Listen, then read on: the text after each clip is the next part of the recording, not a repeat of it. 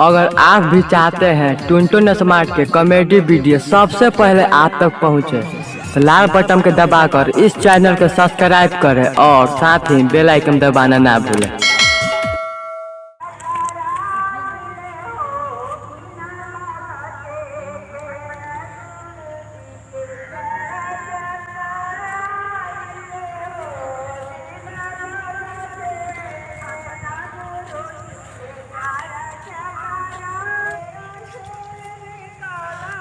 अनहरो हम के कावना रोड में चलिए नी सर वे नहीं के बुझा का ई हमर पाली के गाल नियर नरम हाईवे बारे।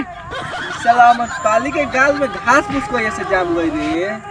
हां चल साला चल।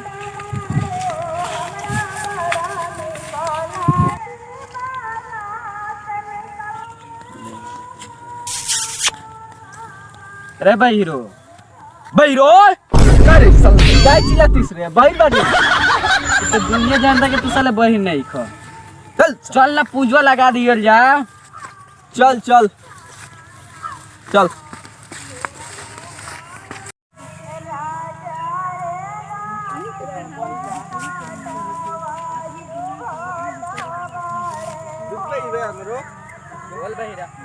रे भैयो अपने खेत में आगे निशन का रे। अरे आगो निशन एगो ते काम कर, जो होजिक से पेठाई उठा के ली आओ। हां आ हमेरी पूंजौ लगावता नहीं। ठीक बा जो लेके आओ। हां ठीक बा जो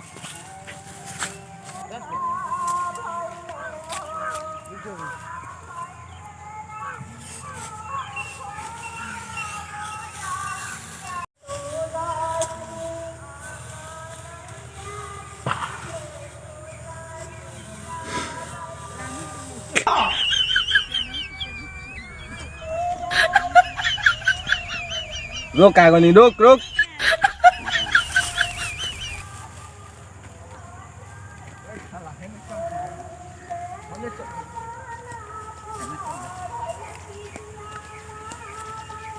भाद दे जी भाद दे भाद जो आवरी लेके आओ।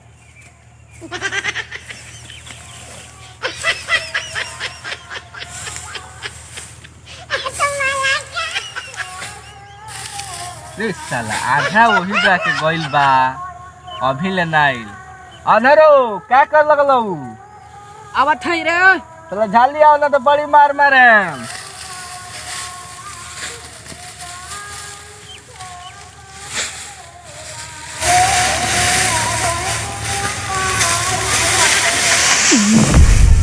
साला की एगो लाग देहे नहीं आ साले दूगो उठावत रे।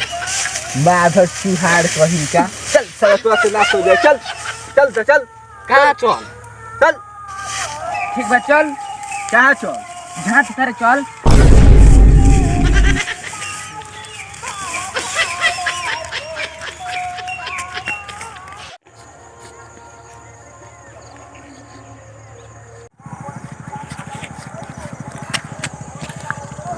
देख साला ई हाईवे है। अब हाईवे पर में तो साला खुरकुची खेत के कह तो इस हाईवे। चल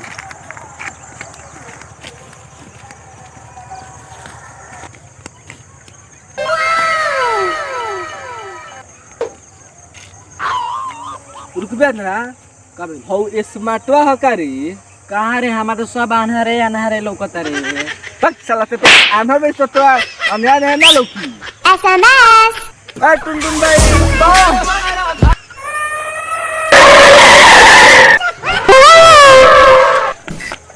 रुको मत जा आराम से। ए मर दे के ब्रेक बहुत तेज धरता है। हां मारते नहीं भैया से ब्रेक तहे जाके रुकल बा। ए भाई इतना झाड़ झूर के कहां जाता रो। अरे मर्द देखा न जाते न ससुरारी। कहां ससुरारी हो तार। हम ससुरारी हां ये जगह तो मौगई हां। ए भाई ई तर के बियाह लेले बाबू। चल कोनो बात नहीं के बहुत भाग के तेज बाड़ा। कोनो बात नहीं ससुरारी जात तरह कुछ किनले बड़ा ले जाए खातिर। मर्द पैसा तो जमाना बहुत खराब चलता है। का पैसा नहीं खे पैसा ले गए कहीं ठीक रहे के। भैंसा चाहिए भैंसा ना पैसा कहते हैं। अच्छा पैसा ओ तो मर्द हम रख ले बानी बिस्कुट पार्ले जी जानता क्या दुकान के रामांडा बाबा के दुकान के। रामंडा बाबा के। हाँ हम गाँव बहुत स्पेशल हुआ उनका लोग पटना से लोग आला बिस्कुट किने। आज फेमस भइल बा उनका। हाँ फेमस। अब उनका दुकान के क्या कहे पार्ले जी देता नहीं, पार्ले जी ले जाके अपना सास के खिए जाता, सासो जवान हो जाई हन। अब मेहरारू मतलब छोड़ब के चढ़ जाई जानता काय खातिर आए टीका करे खातिर पूजा पाठ के हैला जा भला बहुत काम करी को बा हो देखो 4-5 गो होई लेकिन हम पैसा दे दिया काल ठीक बा। चलो ठीक बा हमनी के चलत तनी सन।